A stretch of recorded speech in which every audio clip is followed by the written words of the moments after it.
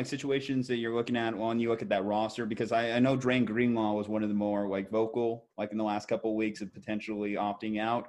Have you heard any buzz of potentially anyone stepping out or even talking about it? Yes. And we were supposed to do this at 2:00 and I pushed it back to 3 because of this very topic. Ooh. Now, Mike Silver reported, he didn't report that George Kittle may opt out. He said, he's clearly talking to George Kittle's agent. He said, if I were Kittle, which is a very, it's a experienced way for reporters to take off the record information and report it. You report it as your opinion, even though it's not. It's the agent telling you this is what's going on, but you can't write it.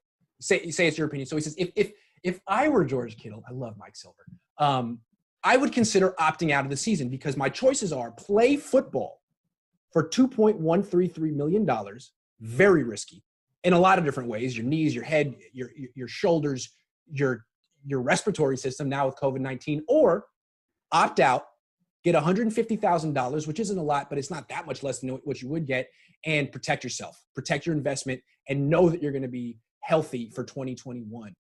It's an interesting thing to think about. That's your only leverage. You could opt out by August 7th. You could show up to training camp as Kittle. Kittle could show up, show the Niners he's operating in good faith, but say, I'm expecting something by the 7th, and if not, I'm opting out of this season. Then let's see what the Niners do, because the Niners, they're calling this the revenge tour. Their window's open now. If they lose Kittle, they're not going to win the Super Bowl next year. So he has that leverage. It shouldn't come to that. They should be able to work something out with him in the next couple of weeks. Just from all the reports we're hearing for NFL Network, they're not even close. And this is Kittle's final play. If this was a card game, this is his final card. Do you think that the Niners were clutching their pearls as they saw Kittle ranked number 7 in the NFL 100? Yes, because the Niners, what they want to do is say, look, George, we're going to make you the highest paid tight end of all time by far. Be happy. The highest paid tight end of all right now is like 10 million something. We're going to give you, I don't know, I'm guessing 13 million. That's great. Be happy. And Kittle's saying, why are you doing me like that? Why are you using my position against me? It doesn't make any sense. You know I'm one of the best players in the league.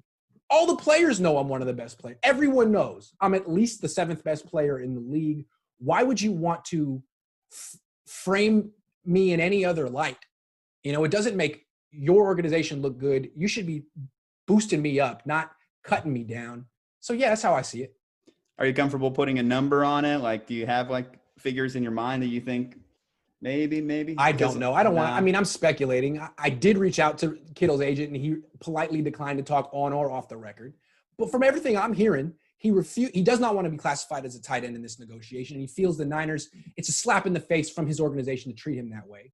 He is the number 1 wide receiver on the team. If I were his agent, I would settle for no less than $17.5 a year, because to me, he should be the 2nd highest paid player on the team after Garoppolo. I mean, he shouldn't make quarterback money, but he should make more than Armstead, D Ford, Quan Alexander, Richard Sherman, all of them.